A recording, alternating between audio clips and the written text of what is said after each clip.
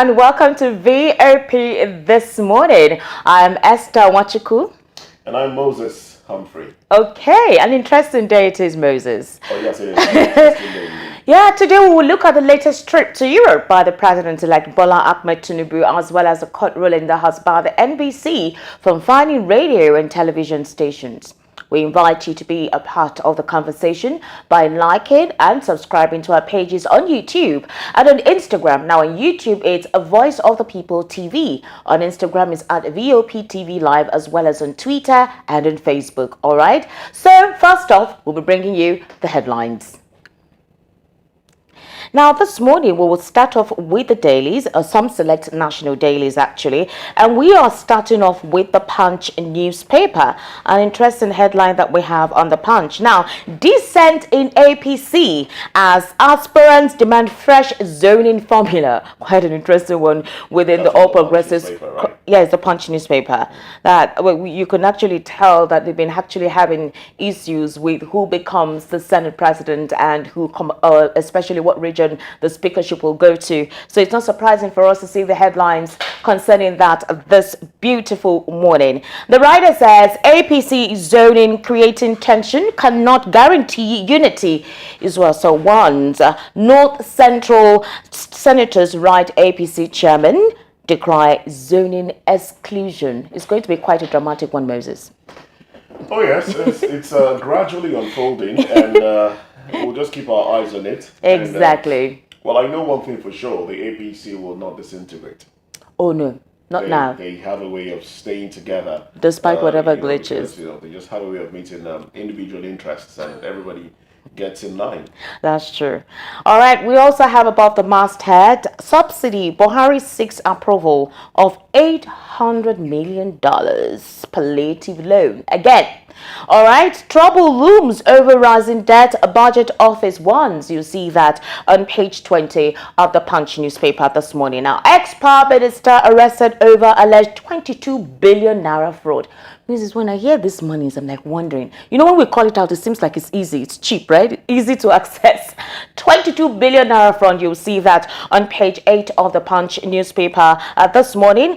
But on page there, we have 4 men on trial for killing cousin, and that's below the pictorial that you see there, where there seems to be some fire burning and all of that. We also have Lagos arraigns Eze Indibo for terrorism. Wow, that's on page 28 of the Punch newspaper this morning.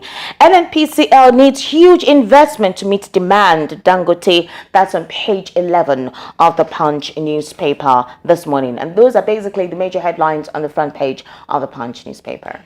All right, those headlines on the front page of the Punch. And this one is of interest to me. And I believe it's also of interest to a lot of Nigerians. A subsidy.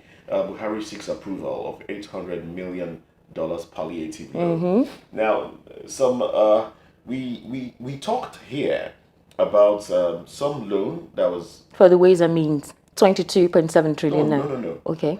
The one that was supposed to be shared round to cushion. Oh, the shock of the subsidy. That's about yes. That's the same $800 million. Now, Interestingly, the issue of subsidy has been pushed to the next administration, right? And now the president is asking for another palliative loan, still for the subsidy removal. Now, one would wonder, all these loans coming at this time. No, have you forgotten the Ways and Means that was just recently approved? Okay, one too many, I would say. All right, let's go on to another daily now. We do have the Guardian newspaper. From the Guardian. More cracks as APC House divides against itself. But I said something earlier. I believe they will fall in line. Putting themselves together. Individual interests. And underneath that one, Tinubu's overseas trip stirs reactions. All right, that's one of the things that we'll be talking about this morning on the show. Buhari seeks Senate approval to spend $800 million palliative loan.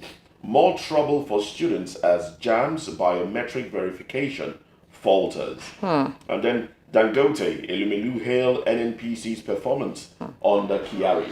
All right. So yes, those are the headlines from the Guardian newspaper. All right. We also have on the Daily Trust this morning, and the major headline there says doubts over Buhari's fresh $800 million loan request. And the writer says Nigeria fast exceeding borrowing limit. Budget office total debt hits 77 trillion naira. New request a parting gift. CTD. Now, no justification to incur debt for incoming government. Use savings from subsidy removal to fund palliative. Muda Yusuf. All of that you'll see on page 4 of the Daily Trust newspaper. Now we have above that major headline there, Tinubu left for Europe to reduce distraction. Spokesperson. We've been seeing quite a number of, would I say, explanation as to President-elect's travel out of the country. There are several scenarios that have been painted as to what he intends to travel for or what he actually traveled for. We also have It's been beside called a working, like, visit. another That's what it's been says called. is for upkeep, medical care, teeth care, something. There have been several reports regarding his travel. All right, we also have beside that headline, NBC lacks power to impose fines on broadcast stations caught. If I when that story broke out, it just went viral. All the OAP groups. Okay, we'll actually talk a little bit about that in the course of the program. We have beside this headline, EFCC arrests Buhari's ex-power minister over 22 billion naira fraud. Okay, an interesting one that we have there. We also have 4 schoolgirls of FGC Benin Yauri, okay, still in captivity. And 1 student of Bethel Baptist High School, Kuwama, as well. That is, of course, another sub-headline above the sub-headlines there. We also have beside the pictorial, Northwest deserves Senate presidency. And it reads, politics is about investment and conciliations. The Northwest has invested heavily in the Tinubu Shetima presidential project and therefore deserves fair recognition. So we're going to see quite a lot of drama as regards to the speakership and the Senate president's seat. Okay, so those are all we have on the front page of the Daily Trust this morning. All right, moving to the Nation newspaper now. Banner headline here: APC pledges revisit of zoning amid lawmakers' protests. All right. And that one has sub-riders. Adamu pacifies aggrieved aspirants for speaker. More complaints trail recommendation on National Assembly leadership. Akeredolu calls for neck intervention. Interesting happenings going on there in the camp of the APC.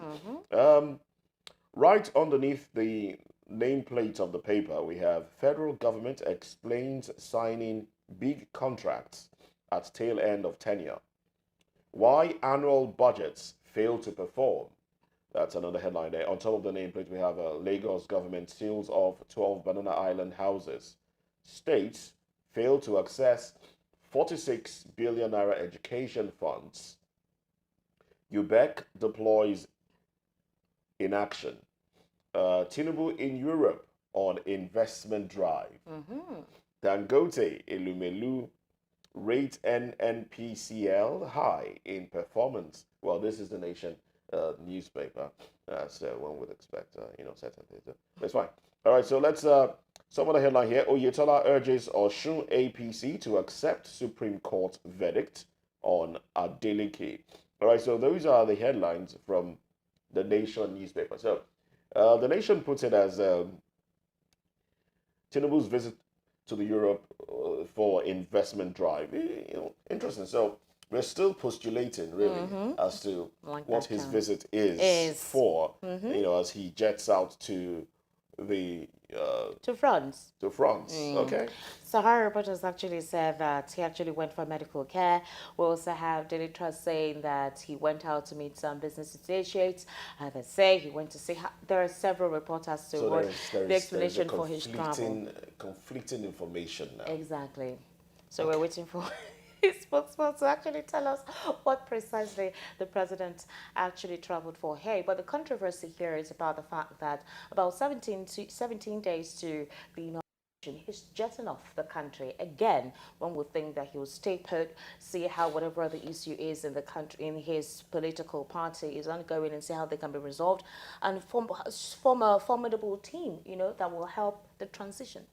And one would expect that with everything going on in the party now, and the fact that the party is facing a lot of court cases at the Presidential Election Petitions Tribunal. All hands should be on deck, especially the president-elect, who seems to be the one holding the party together at this time. One would expect, because I mean there will be consultations, except we now see a case where consultations will be done outside the country. All right, we might just in the coming days we might just see cases where those that need to reach him would have to travel to go meet him and then come back. Now that's one thing. Another thing is, I don't know, correct me if I'm wrong, but once you are elected president, are you not entitled to start, to be taken care of by the country? Yes, you can, but the thing No, is, you are entitled. Yes, it is. So basically, if that is the case, would it be right to say that at this time that he has been elected, is it not taxpayers' money that is being spent? Of course, all of those is part of the federal budget allocation. They care for, all those who are occupying all the positions. All of that is already budgeted. But the question that a lot of Nigerians are actually asking is, if you recall, during President Muhammadu Buhari's time in 2015, when he just eventually became the president and he was inaugurated, he jetted out for almost 100 and something days.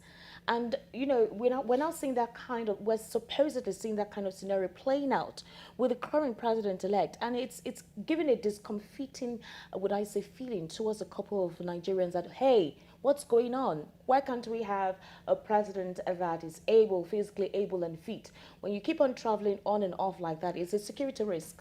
Well, I think the problem here is the fact that Nigerians are not in the know.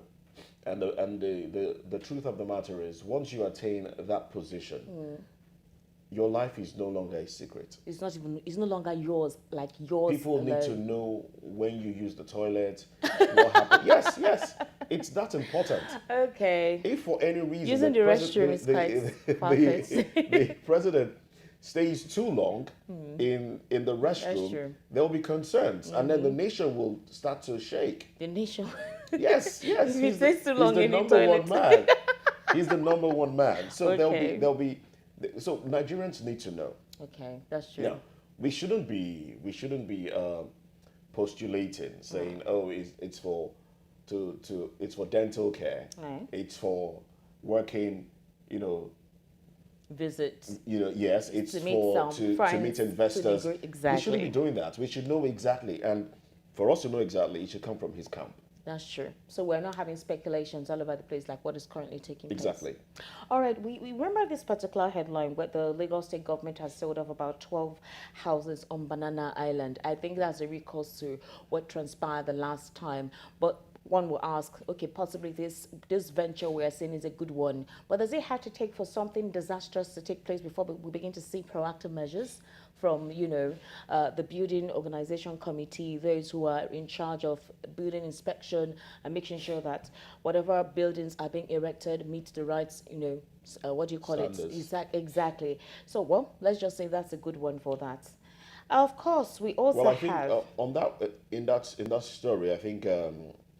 Because of building collapse, the incessant building collapse being experienced in the country now, there is a lot more attention being put into construction and the permits given to permit and materials, so quality. There's a lot more concentration being put in that area. There was a training held recently, training people in the building sector on best practices, how to get proper materials, and ensure that things are properly done, so we'll not have continued cases of building collapse. Well, that's you might say it has taken something disastrous to happen to draw attention, but the fact that attention is being put in that area is still good enough. Yeah. We can avert further disaster in the future. That's a good one. Remember whereby we're talking about the education sector. Sometimes when it comes to budgeting, the education sector that ought to be one of the priority, for budgets, financial allocations. Sometimes is really put way back. Well, apparently the state, one of the UBEC is deploring is complaining about the fact that some states have failed to access 46 billion naira education funds, and one will wonder why we're still having this kind of scenario where we still have that laid back effect for sectors in the country that ought to be given the utmost attention. Education is one of those areas. Oh, yes, education is, and it's unfortunate that states are unable to access the uh, the 46 UBEC, billion, yeah, the UBEC exactly. fund. It's unfortunate, and that's on one side. On another side, when they do access it, do they use it for what it's meant for, or do we see cases where contracts are awarded and some people somewhere take kickbacks, Okay. and then what the monies are meant for are not even, are not met. That is what we see in some cases. The UBEC funds are used by individuals to finance themselves. Contracts are given out. But at the end of the day, the projects that they're supposed to cover will still not be met. So it's troubling. It's true. Well, we do It hope is. that what needs to be done would be done, so As soon as they would possible. have access to the funds, and then Okay. education would be So put in the apparently, place that there it are should be. doubts over President Muhammadu Buhari's fresh 800 million naira loan request. Remember, we talked about it when we're reading the headline. This one is actually on the Daily Trust. And the budget office is saying that Nigeria is fast exceeding its borrowing limits. All right, total debt now 77 trillion naira. All right, and then there's a new request for a parting gift, and of course we have no justification to record debt for incoming government. And there are warnings, especially by Muda Yusuf, who is the director for the private enterprise, saying that use savings from subsidy removal to fund palliatives. If you, Muda Yusuf used to be the director general of the LCCI, that's Lagos Chamber of Commerce and Industry. Right now, he's the director of the enterprise for what do you call it? Yes, Director General of the People's Enterprise for Private Movement. And you hear him actually say that it is important for savings to be done and no longer to incur debt for the incoming administration. And President Muhammadu Buhari asking the Senate to approve a new loan request of 800 million naira, which he says is sourced from the World Bank. And one is wondering precisely, again, another loan. You also have the 22.7 trillion naira ways and means as well, which is to finance other aspects of state Let's not government even go budgets. to the ways and means. It's a long process. Let's not even go to the ways and means. Let's look Okay. at the 800 million grant that was given by World Bank recently. That's basically what he's saying. No, this is another one. He said it will be sourced from the World Bank There was one that was collected from the World Bank to cushion the effect to of cushion subsidy the effect of removal. subsidy. And what did we say? How did they say it was going to be spent? They said they were going to use 77 point something million for logistics. For logistics? Yes. And then the rest of it will be to Share to those share. who are vulnerable, like possibly. give money out Yes, in the unbanked. That to help to sustain the poorest them. of the poor. Yes, to the poorest of the poor, to sustain So- them while subsidy is completely removed. That in itself is laughable. That in itself is laughable. Oh, yes. Sharing money, and then what? People get to spend the money. People get to spend the money, buy the things that they want to buy, and then what happens 3 months afterwards? All right, an interesting one there. We will definitely be looking at most of these issues on the national dailies this morning. And of course, in order for us to actually have that beautiful conversation, because it's important for us to understand what we're talking about this morning, we will be joined by Mr. Wale. Mr. Wale is one of the analysts who will be joining us right here on VOP this morning to look at the prominent topics, that we'll be accessing, divesting. Remember, we'll tell you that it is not just about us. We would like your comments and contribution via our YouTube channel and social media handles as well. Let us know what you think about the conversation we're having concerning prominent issues trending across the polity. All right, we'll take a short break there. And when we come back, of course, we'll delve right into the main topic of the conversation this morning.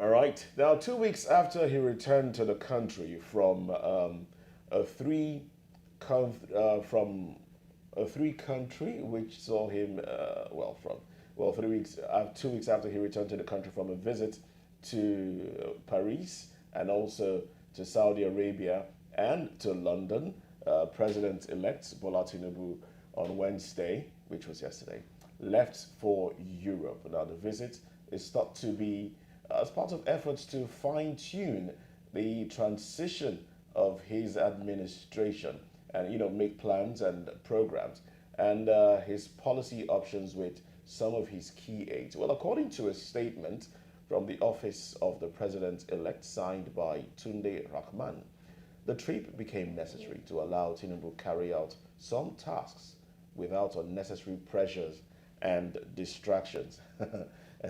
Interestingly, pressures and distractions will intensify, as he assumes. If the election petitions tribunal declares him, affirms his presidency and he assumes office, these pressures, because there's a lot on his plate already. Well, joining us in the studio, we did say virtually, but he came on right immediately. Right. So joining us in the studio is Dr. Olawale Olatubi. Good morning to you. Morning. Good morning. Now, Good morning. Now we do, at first the president, after the whole campaign and electioneering, he left the country. One of the things that was said was that he was going to rest, and then from there he went for Hajj and, came back. And then there were talks about, the petitions should be going on. What's going on? Who are the people that the party will put forward for the House of Assembly? All these things were ongoing. All these conversations were ongoing, and the president-elect, I beg your pardon, wasn't around. But then he came in, and things started to fall in line. Now, it's no gainsaying that he is at the center of everything the party is doing now, everything the APC is doing now. There's no gainsaying the fact that he is at the epicenter of it. Now he's going away, and there is a conflict as to why. Why he's going away for? Is it to rest? Is it for visits? Is it to fine tune the transition? Should it be done over there? Loads of questions. Now, what do you make of this development? Thank you. The thing about this is that Nigerians are not believing the story of him going to fine-tune any business deal out of the country. And I don't know why Nigerian politicians cannot come out and tell us the truth. It has always been in their blood to always hide under something and just say, I'm going out of the country. Don't let us forget that the president is out of the country for a dental issue. The president is out of the country. He went to the UK for inauguration of the King Charles. Then from there he said he's going to stay some weeks again for medical reasons. Now the president-elect is out of the country again. It's bringing a question to us that what is happening in Nigeria. We do not believe, everybody do not want to believe that he's going out of the country for business meeting. It just came back 2 weeks ago. 2 weeks ago, he should even rest more in Nigeria than going there to fine-tune anything. And let us don't forget that you are not constituted to represent Nigeria if you have not been sworn in, if you have not sworn the oath. Two people cannot be representing Nigeria internationally. He's the president-elect. He's not yet the president, so he cannot go out of the country to discuss anything about Nigeria on behalf of Nigeria. So I think that's what we should actually check. Are you sure about that? He's the president-elect, so according to the constitution, he's basically according to the constitution, the president-elect is not constituted to do anything unless you swear the oath and your liability and your asset is being declared. Then you can now start acting as the president. But now you cannot act as the president. You are just the president-elect. You should wait till May 29. After May 29, you can travel as much as possible. Now, there are speculations that this might be on health grounds. Yes, there are speculations. You believe so? I want to believe so because before the official report came out, the report that was out like a night before that day, yesterday on Tuesday night, that was going out for health reasons. So the following day, the official report came out that it was going for business. And I don't know why politicians always hide their health status. It's not a crime for you to say, oh, I'm suffering from this kind of health thing. Okay, fine, we understand. But the more you keep hiding from us, hiding your health status from us, it makes us look so stupid. Like, okay, what's happening? There's nothing bad in you coming out to say, okay, this is my health status. I'm going for treatment out of the country. This is what I'm suffering from. International presidents actually do that. I mean, if you have an ailment, it's not a crime. It's not a crime. As long as your brain still works, and the brain is the thing. I mean, if your brain works and you can still talk to people, you are audible enough, you are, coherent and all of that, you can still run the country. So why do you think political office holders are afraid, or rather, they do not want the people to know about their health status? It's just simple. Integrity is missing. If you cannot talk about your health status, how will you be able to talk about other pressing issues that you need to talk about? Your health status is very, very important. And if you are very, very honest enough, you can say your health status. Okay, this is what. When it's not a death sentence. Or could it be because the people make too much ado about some of these things? People the just honest go thing, the people overboard. People will make too much ado of it if they now discover your health status when you've not said it. But do you think the reason there is stirring the speculation and the panic is basically because we had the same scenario play out when President Muhammadu Buhari was inaugurated on May 29, 2015, where he traveled out for almost three months, and before he returned, before he even formed his cabinet. Do you think the reason why the speculations are on, or supposedly controversy, is the fact that it seems like the same thing is happening? Recall the president-elect just returned from London 2 weeks, and then he's traveling out again. So do you think it's wrong to hear these calls for speculation or panic, or say, doubt about his fiscal capability to man the nation when he is eventually inaugurated? One of the major complaints about Nigerians about this present administration was the frequent traveling for medical reasons. That was one of the major complaints. And it's just a pity that this same thing is almost repeating itself. And it's like jumping from fry pan to fire. I think President Muhammadu Buhari is like one of the most traveled Nigerian presidents, and I don't know if the president-elect is going to break the record. But I feel health status, if you are going for medical reasons, there are doctors in Nigeria that can discuss, that can treat you. They can come to your house, an experienced doctor, and come to your house and treat you. So there's no reason. I don't see any reason why they keep traveling every 2 weeks. For medical now let's look at it. Let's also look at this. There has been a trend. Okay. Nigerian politicians always, for some time now, they converge outside the shores of this country to strategize and make political moves. We've seen that happen many times. Even during, before the elections, we even saw Atiku Abubakar travel abroad to the UK with his entourage, and it was to strategize. Why is it that our politicians go outside the shores of the outside the shores of the country to strategize about how they can govern us better or how they can do things better? Is it that they are hiding away from the eyes of the media? Before Or they you don't trust those around them? before you respond to that, we have Sheye Oyetade, who is joining us virtually this morning to be part of the conversation. Sheye, good morning. Sheye, good morning. Okay, while Sheye is trying to sort out whatever it is he's trying to do, you can actually respond to that. The issue about this question is that it's just a pity that our Nigerian politicians have to go out of the country, wasting resources. Going out of the country to discuss strategies to rule us is just like wasting of money. They are just going there for personal reasons. They are just using that one as an excuse that we are going there to discuss. They can even discuss it with Zoom or this virtual this thing. COVID-19 has made everything easy. You can stay in your bedroom and discuss anything you want to discuss without anybody interrupting what you are discussing. So I just feel it's just more of personal interest than interest of the people. All right, now Chief Ayo Adebanjo yesterday urged Nigerians to, shun speculations and accept reasons that the president-elect traveled out of the country. He's the acting leader of the Pan-Yoruba Social Cultural Organization, and he said that so long as from the camp of the Senate President.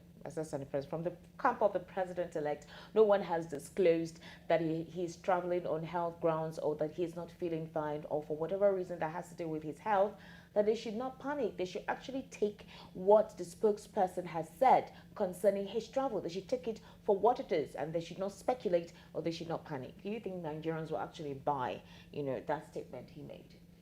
Nigerians are not buying it. If you check the reactions of this news all over the internet yesterday, nobody is even buying to this. And okay, let us now buy to it. Let us assume, okay, it is right. Who is going with him? Is he the only one going for business meeting?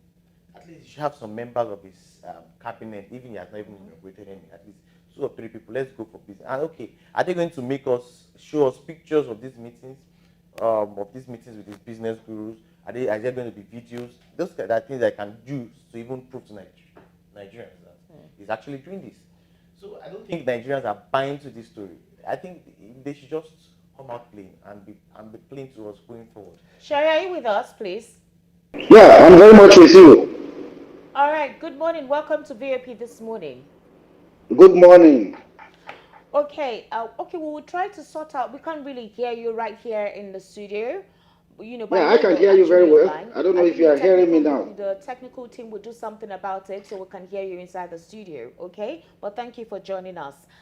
So a particular chief strategist, Winsterbell Communications Limited, Thelma Oko, said that since Tinubu has not been sworn in, it is within his rights to travel wherever he wants and at any time.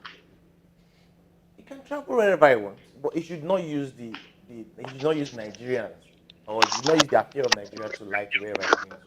He can travel wherever he wants. He can go anywhere he wants to go to. It's not anybody's concern. But it should just go as far as his personal business, his personal health reason or personal thing.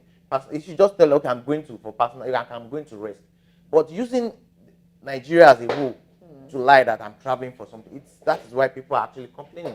No, but in defense, he actually said that Tinubu had a rigorous campaign and that he has a right to his privacy. And until he is sworn in, he is not yet president, so he is still president-elect. So right now, what I can interpret from this statement by this, chief strategist, is that he's not yet the president yet.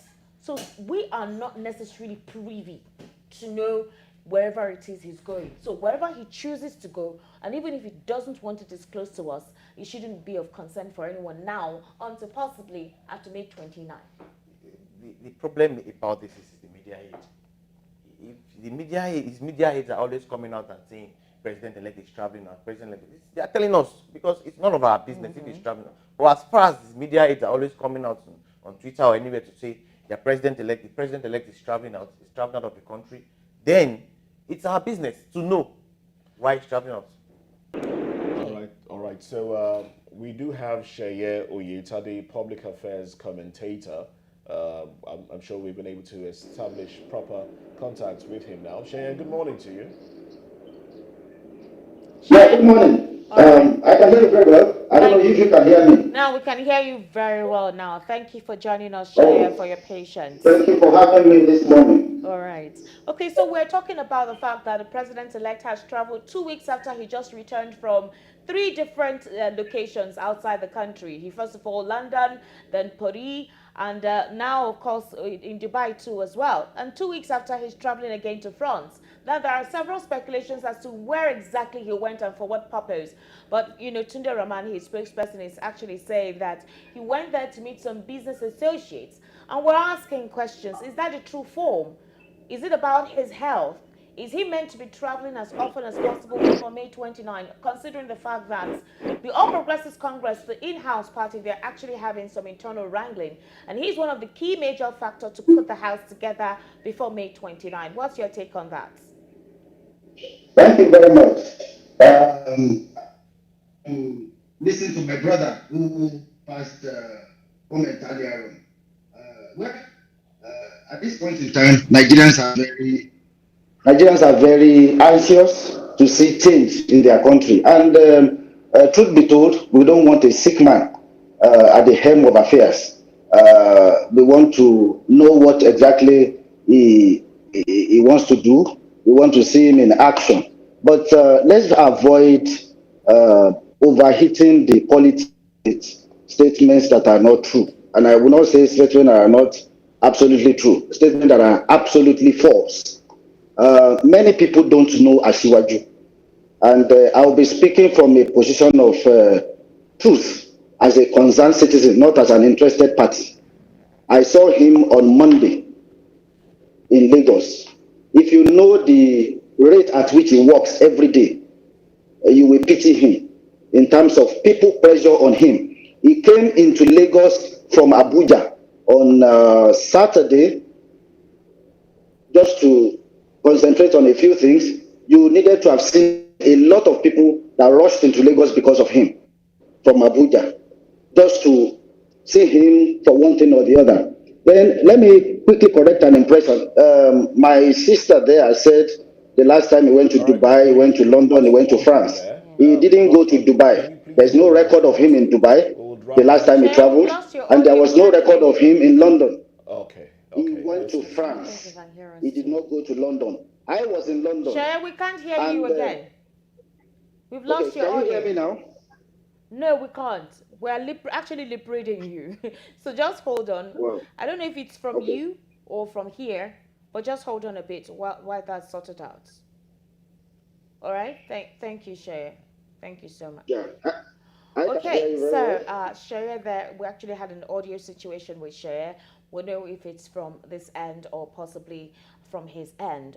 In the meantime, though, Shaya was making a statement concerning the fact that Tinubu is very busy. He has been busy ever since, May 29, rather February 25, when he was declared president-elect by Mahmoud Yakub. And one would expect, this question is to you, that already you taking up the responsibility to run on the platform that you want to become the president of the country, the midst of this stress and burden is expected. So it means that physically, mentally, you've compartmentalized yourself for the challenges ahead. So would you say that what Sharia is saying, that the fact that, oh, you would pity him because of how he works is an excuse? Because this is actually expected. There's a lot to handle. Well, I would have loved to hear, holistically everything he had to say there before No, before but we. that was basically what he said. And now that he's not, we'll still throw that question to you. But I Well, want to let's ask let's from see that let's see angle. if we've been able to reestablish contact with Shaya, so we can continue Okay, the I conversation. am here. Do I we can have him hear on you line now? very Can well. we hear him better now? I can hear you very well. Can you hear me?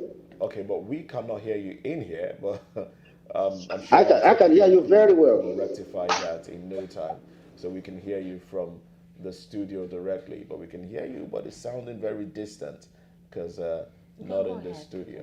please. Go ahead, please.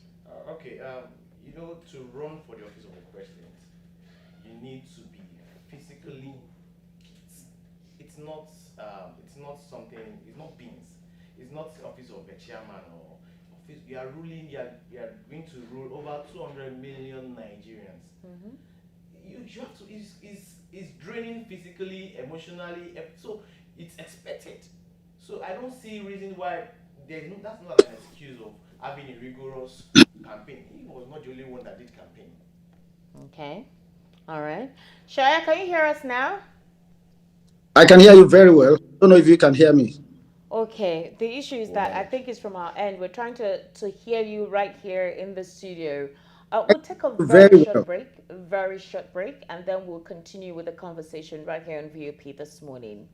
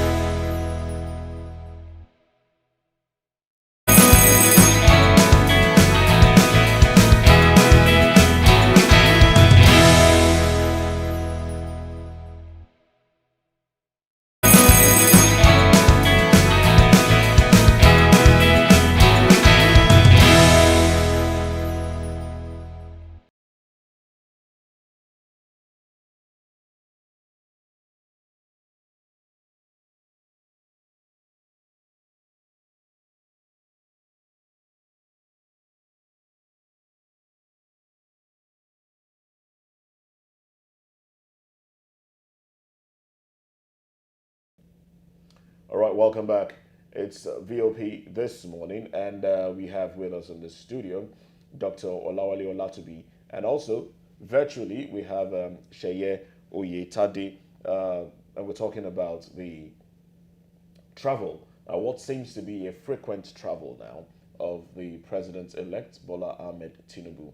Now, we were just taking some conversation from Sheye. I do hope that we can reestablish contact with him and get his thoughts fully so we know how to move. Sheye, are you still with us? Very well. Okay.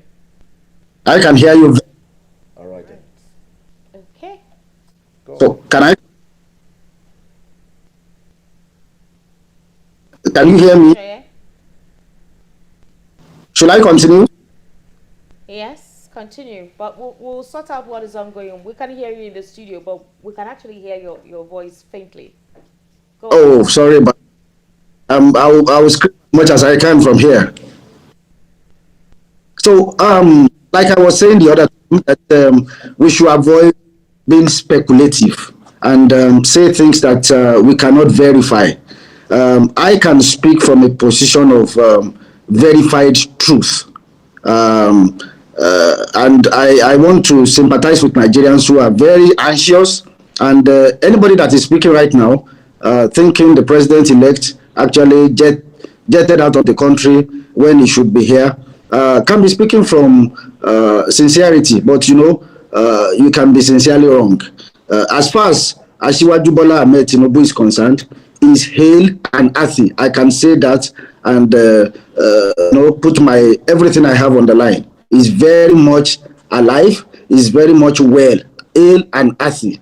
And the people pressure on him on a daily basis. You need to be around him to be able to appreciate what I'm about to say. That you have to sympathize with him. There is a lot of work to be done, around critical sectors of our national life.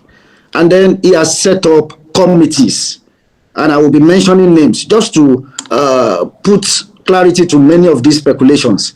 Number one, he didn't go through, just like my sister said the other time, that he traveled 2 weeks ago. But erroneously, she mentioned that he was seen in London, he was seen in Dubai, and in France. He was not seen in Dubai, he was not seen in London.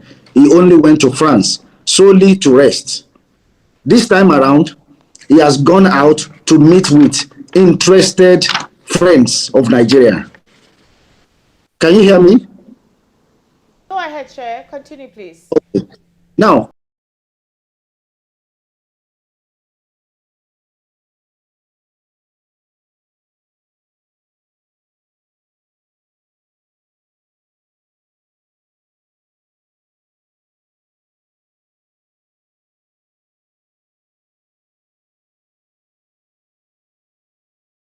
sat with the Commonwealth, I sat with the Royal College of Surgeons, and I also sat with the British Council.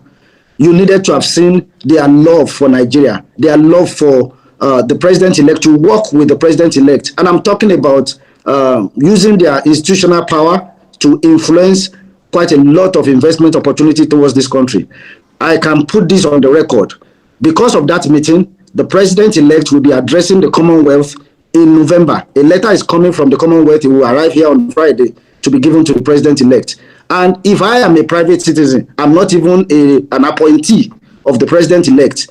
I'm just an interested person in the growth and development of my country. If I could do that with the Commonwealth, with the British Museum, and the Royal College of Surgeons as a private citizen, how much more the president-elect? And I needed to be there. And you needed to have listened to the conversation. Quite a lot of investment opportunity is coming to Nigeria just because of that simple meeting that I had. Not to now talk of the weight that the president-elect will bring to the table when he appears there physically. And if you know Bola Tinubu very well, if you know him very well, he's a workaholic. In fact, his doctors are always afraid of the way he works, that he will not break down. But he's always disappointing them. This time that he has gone again, he has gone to meet with key players, and you will see him by the end of next week, because the upper week is the week of the inauguration, and it's going to be a tasking week for him. From beginning to the end, it's about 7-day event, 7-day week event. So on a daily basis, one activity will be taking place, and he has to be physically present. One key player in the economic team of Bola Tinubu is Wale Edun. Wale Edun went out of the country to represent Nigeria at, I think, World Bank event. And you needed to have seen Wale Edun with him on Monday, with all kinds of files, just bringing in one report or the other. As at last night, 2 a.m., no, I said last night, this morning, 2 a.m., men were still working at Transcorp Hilton Hotel, technical committees, based on what the task he has given to them. Technical committee on education, technical committee on housing, technical committee on security. A lot of work is going on right now behind the scene that Nigeria don't know, because he has to hit the ground, not just running, he has to hit the ground flying. He knows that the expectation is high, and he cannot afford to be lazing around. He cannot afford to allow the political class just to weigh him down for political discussions. So he needed to escape. It's an escape. It's not even a trip for medical attention. He needed to escape to clear his head and to be able to meet with key global actors that will re-establish Nigeria in the global economic chain. I can tell you that for free. Thank you very much for the insight that you've given. I don't know if you can hear me now. From him, and he does not want. He cannot. He cannot hear us. All right, All right. thank you, Okay. Chair. Can you hear us now? Can you hear us? Well, we don't know if he can hear us, but I want to say thank you very much for the insights that you've given. But you see, the thing is, Nigerians would love to know these things, not when they happen and then we start to postulate. We'd like to know, so our minds would be at ease. But from what you've said, it seems like the president-elect has put together his team already. I mean, if Wawali Edun is doing things for the president-elect on behalf of Nigeria, can we then say that he has assembled his team, and then when after inauguration he will hit the ground running? Can we say that the people that he will put in positions are already on ground? And then, he said something that it's only France the president-elect traveled to the first time. Meanwhile, he actually went to the United Kingdom And in Saudi Arabia, it's in the report, before he returned 2 weeks ago. So he's saying only France. Well, maybe Shaya is in a position to tell us the inner workings of the president-elect. Now, there's another thing that he did say that it was the president-elect has been overwhelmed by everything going on now, and well, my question is, wouldn't it be a lot more overwhelming when he assumes office? Exactly. Now, will he take vacations every now and then, when the pressure becomes really much? Will he escape? Using your own words now, Shea, should we expect the president-elect to escape when pressures get so much and then cool off and come back? Is that what we should expect? So we don't get surprised when things like this start to happen? Shaya, can you hear us? Oh, well. Okay, Dr. Latobe, I think she responds to Moses' question. Yeah. It's just so funny that we just have to believe what is happening now. We are just being forced to believe what is happening because, according to what she is saying, all I can just say is that he's just going out, he's running out of the country to cool off because the pressure on him is too much. It's going to be simple if the media head had said, "Oh, the president-elect is going out of the country to cool off, to rest because of the pressure," than saying he's going for business meeting for the Nigerians. No, and Nigeria, I said earlier on, we cannot have two presidents. We cannot have two people representing Nigeria at the same time. There is time for everybody. Let this president administration finish their duties before another person starts coming in to start representing Nigeria in the international level.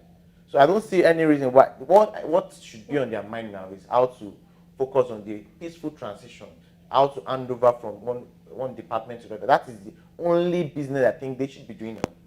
Well, I think as president-elect, he can start to put things in perspective. Obviously, he can start before he gets into office. He can start putting behind the door. He can start putting things, but not going outside the country to represent Nigeria. But like I told, this chief strategist actually said, her name is Thelma Oko. She said that since he has not yet been inaugurated, the president can go wherever he wants to go and do whatever it is he wants to do. He doesn't owe Nigerians. Then they should not tell us anything. Then they should not tell us anything. Then, if they are not told us anything, we will just know. They should not come to the media and start saying the president-elect has trapped, because the more they are saying to us, it's like they're telling us, let us know where the president-elect is going.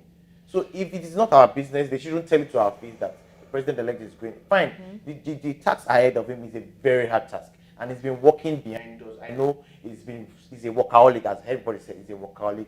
He's been working strategically. We all know what he did for Lagos, but it's just the beginning. What he did for Lagos, that was so many years ago. That was quite a while. And he was very agile then. Yes, he was young and at He was feet very at the young time. and now age is telling us. See, there's something we need to understand. Age will surely tell on everybody. Regardless of how strong you feel you cannot cheat nature. If you've been working 24 hours before. Sorry to interrupt you, but when you talk about age, the president of the US is quite advanced in age as well. Joe Biden, he's quite advanced in age, but we don't hear cases of him being pressured and then traveling to Paris to rest or traveling to Dubai to rest. It's a question of our lifestyle. One thing about human health is this: how you live your lifestyle determines how your old age will be. The country. Well, the president-elect isn't that old. From what he has told us, he's in his 70s. Is it 71? 71 is He's old. 71. 71 is still young. It's okay. Let me tell you one thing about medical medicine. From 45 downwards. The 71 is official. Is it official age or? No. 71 is his age. Yes. So 71 is his age, but from 45 and above, your cells start degenerating. Wow. So go check people that when they were 30, 35, they could do everything, but the moment you are clocking 45, Moses. Are your cells degenerating? No. The moment you are clocking to 45, you start having causes like maybe back pain, things you were not having before. Back pain, or maybe you cannot do as before you used to do before. So 45. Doctor, there are some African Nigerian men, 45 is when they begin to look young. It's Yeah. almost like they're in their 20s. Everything boils down to how you use your life when growing up, your lifestyle.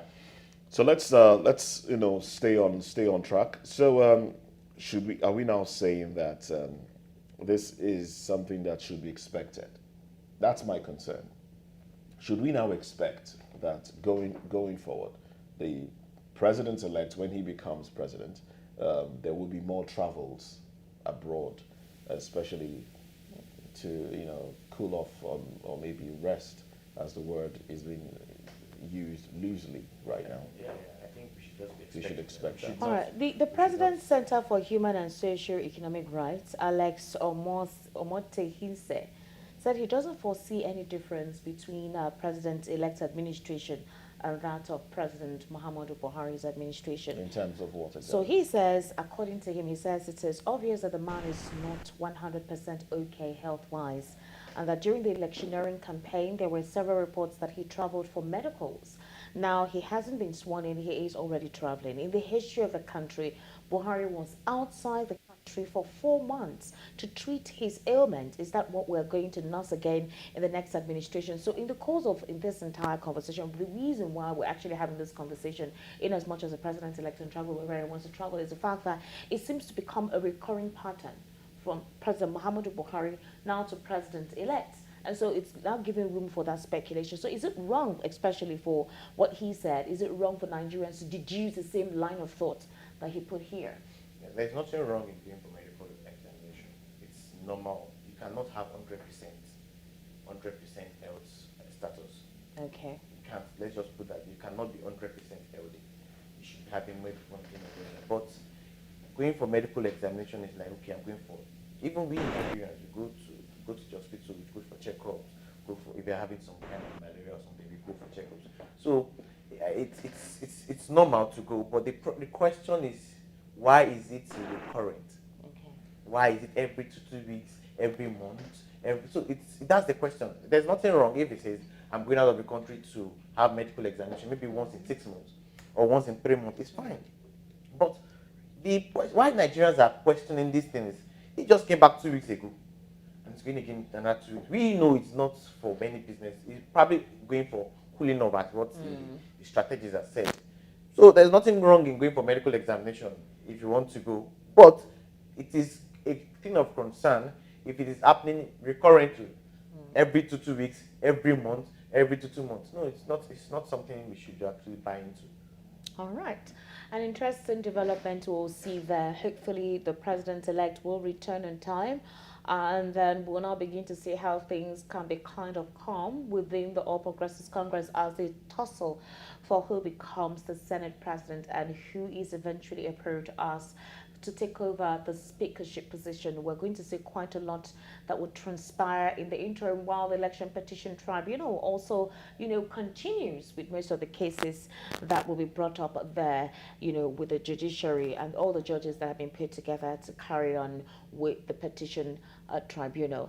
An interesting one it is too is the fact that if we try to understand where the APC is coming from as regards, their principal, Bola Ahmed Tinubu, would one say, okay, it is possible that they expect him to settle down and get himself ready, possibly, so that from May 29, then, he takes off, whereby there'll be no glitch, no hitch. He wouldn't have to travel out anymore. Whatever it is that needs to be done to give him that perfect fit should be done now. Could this be basically where, him being traveling out at this time, that perception is coming from? Yeah, right. Let's believe. I think we should just have to just believe them for once. Let's believe. Let's see what they can do. May 29 is coming. It's just 2 weeks from now, and let's see what will happen after May 29. Then from there we can see what happens. I know that after May 29, he probably say he wants to just go 1 week break before he starts work officially. After May 29, when it happens, you tell me I'm a prophet. But I think it's a lot of work for him to do. Let's wish him the best of luck. I wish him the best of luck. All right, so thank you very much, Dr. Olawale Olatubi, for coming on the program. And we also do appreciate Sheye Oyetade for joining us. Unfortunately, we're not able to take in everything that he had to say there, and it's no fault of his. But we do hope that we'll be able to speak to him again. We do hope that we'll be able to speak to you again. If you're listening to us, share. We'd like for you to be on the show again. But we'll take a break now. When we come back, we'll delve into another topic.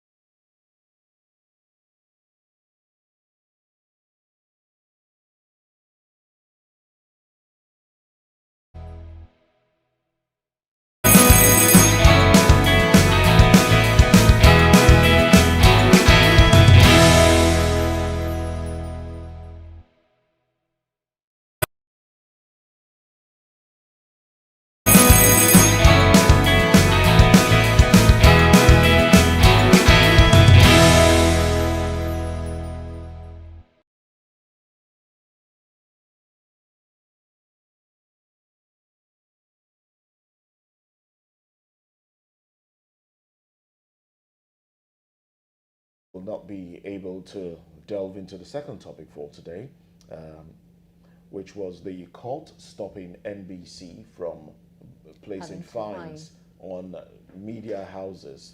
Well, that's unfortunate. We will revisit this issue sometime soon. But let's go on to business now. The Nigerian Midstream and Downstream Petroleum Regulatory Agency visited Osun State Office. The Osun State Office of the agency yesterday said it shot as many as 75 filling stations for various infractions in the state, all within 1 month. Now, the NMDPRA state coordinator, Mr. Kunle Adeyemo, he disclosed this while speaking with journalists on Wednesday on the activities of the agency in the month of April. And he said infractions committed by the operators include operating without a valid license. Now, Adeyemo also said that in the month, that's the month of April, the surveillance team of the agency visited 301 filling stations across the state, during which it discovered that many filling stations were not operating with valid operational licenses. Now, speaking further, he also did say that these 75 stations were sealed for not operating without a valid license and other infractions that were committed. Now, in line with the federal government directive, all petroleum marketers, they have till May 31 to get their valid licenses. All right, so that's that one. Now, on another business story here is on the budget office. Well, the budget office of the Federation has said Nigeria now has a limited borrowing space, and this is due to its poor debt to revenue ratio, stressing that trouble looms for the country if it exceeds its limits.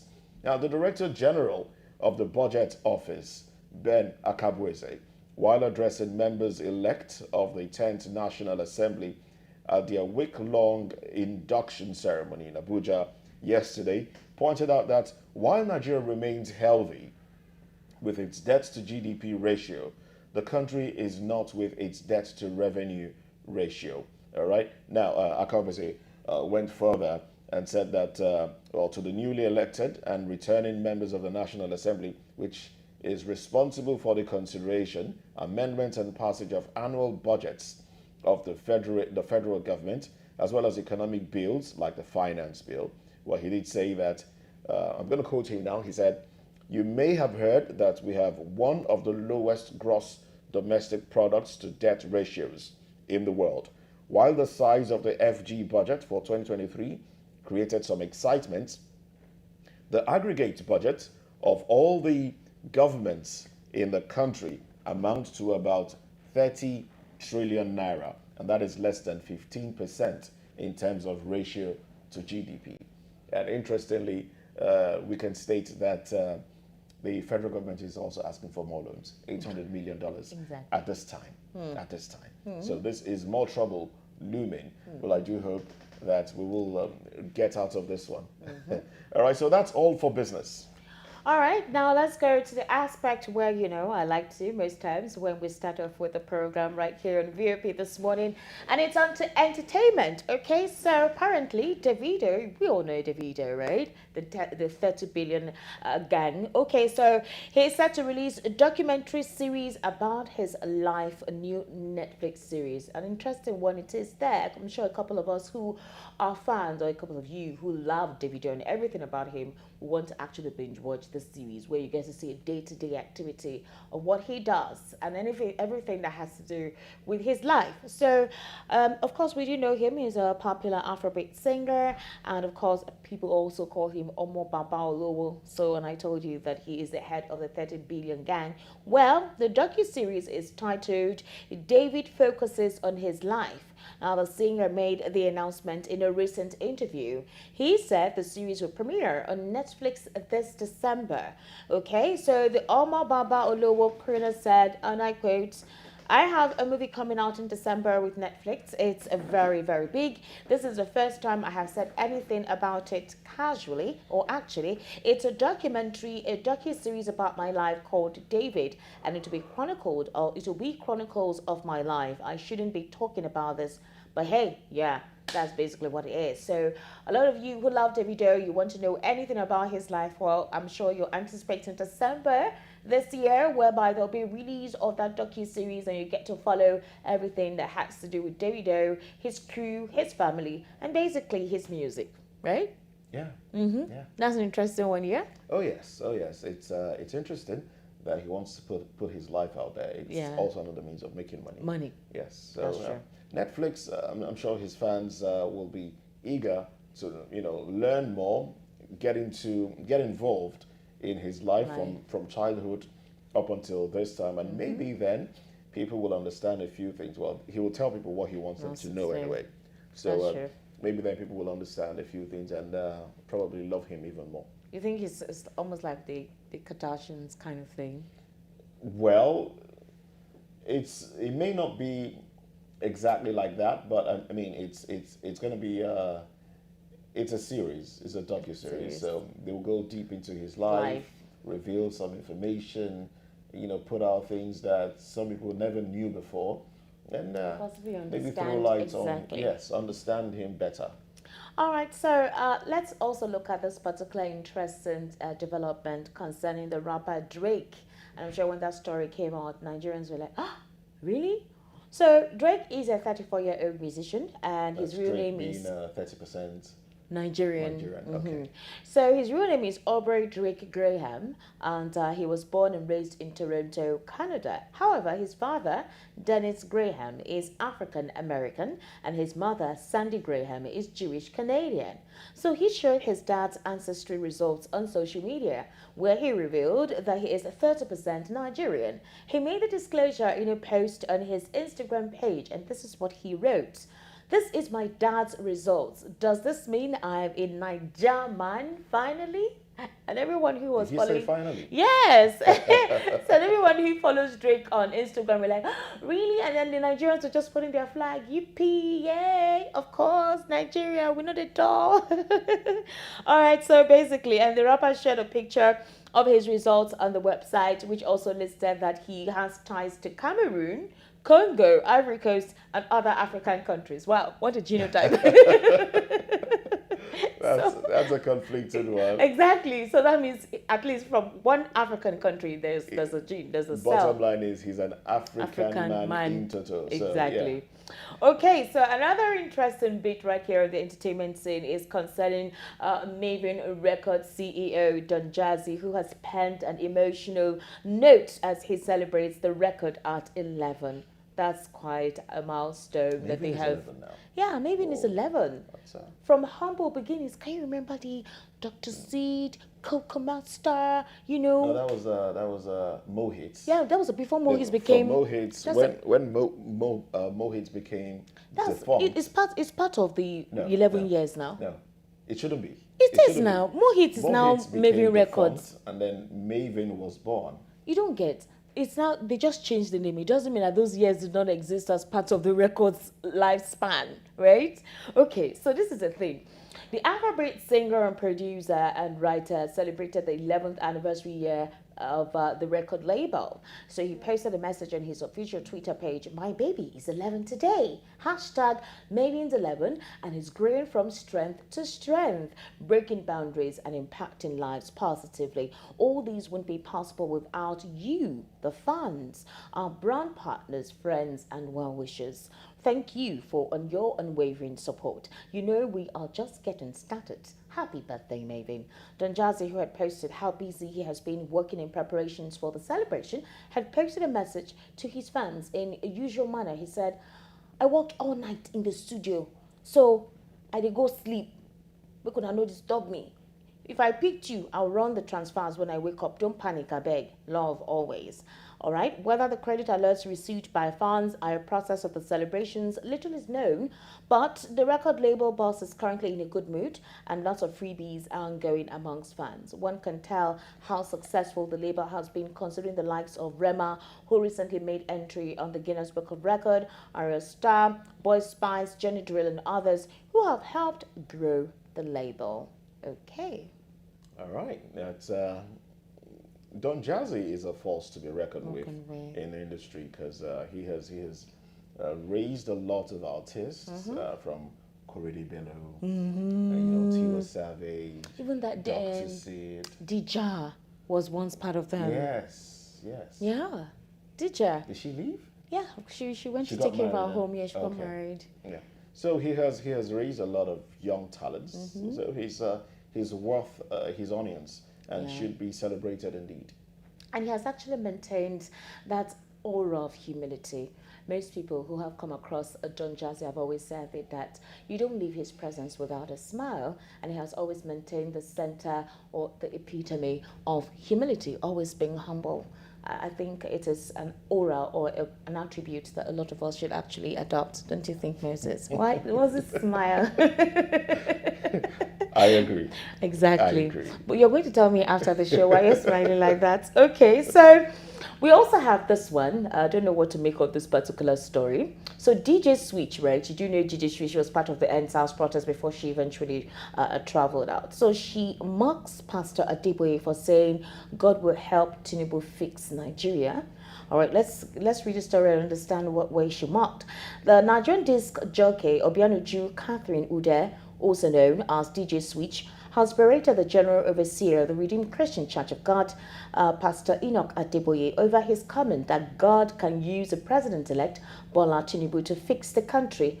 Now, Pastor Dele Balogun, Adeboye's assistant at the monthly Thanksgiving service at the RCCG headquarters in Abuja, said Nigerians would prosper under Tinubu's administration. DJ Switch via her Twitter handle on Monday said Pastor Adeboye, who was mute during the injustices mounted against Nigerians by his best friends in the ruling All Progressives Congress, has suddenly found his voice and now wants God to help Tinubu fix Nigeria. She said one day the cleric and his cohorts would show Nigerians the God they are always referring. Wow, that's a bit harsh. I'm not going to take this from the point of view that the cleric was mute. We are Africans. We are Africans. Let's not forget that we're Africans, and we are taught to respect. Now, even if you don't want to respect the fact that this person is a clergy, respect the fact that this person is an elder. This person is not your mate. So whatever grievance or grievances you have can be put in such a way that you will not come across as being disrespectful. That's true. She has a right to be aggrieved at the fact that she perceived that the clergy in question did not speak out during the End SARS protest and everything that followed. But I mean, there are better ways to put your complaints down. And don't come across as being disrespectful. But the funny thing there is that the camp of the RCCG pastor, it was during a Thanksgiving service, yes, and it wasn't specifically from his mouth. It was from one of the pastors who was preaching there. And it wasn't like they mentioned Tinubu per se, because he has actually come out based on the backlash they got or criticism they got from that utterance. They've come out to say that they never said anything like that. So others could interpret that possibly the clergyman was just saying, okay, fine, this is the president-elect. Let's pray that God help him fix the nation, because there are a lot of things to fix, right? Of course. So if at all there is anything, let's just have the hope that he's guided to properly do things right, considering the challenges that Nigerians have gone through. That's basically what the assistant pastor... And truth be told, God can use anybody, really. God can use anybody. Well, it's one thing that we are putting this on the premise of religion, but also we did vote. Exactly. Did we not? Exactly. Yes, we voted. Whether or not whoever assumes office was voted for by the majority, we're yet to see that, because that's before the court of law. This should not be, I mean, you should not disrespect those At all. older than you are. At all.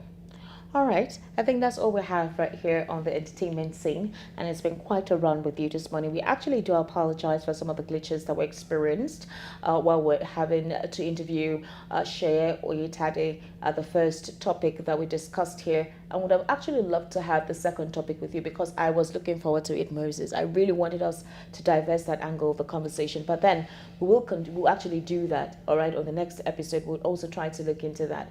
But in the meantime, make sure that you subscribe. It's a VOP TV, that's Voice of the People TV on YouTube.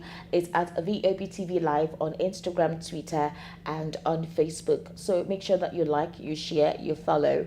It's important, and keep a note to join us here every day of the week from 7 to possibly later part of the day too as well, because we have a lot coming up your way. All right, from me, have a lovely day. My name is Moses Humphrey. And I'm Esther Onwachuku. Bye for now.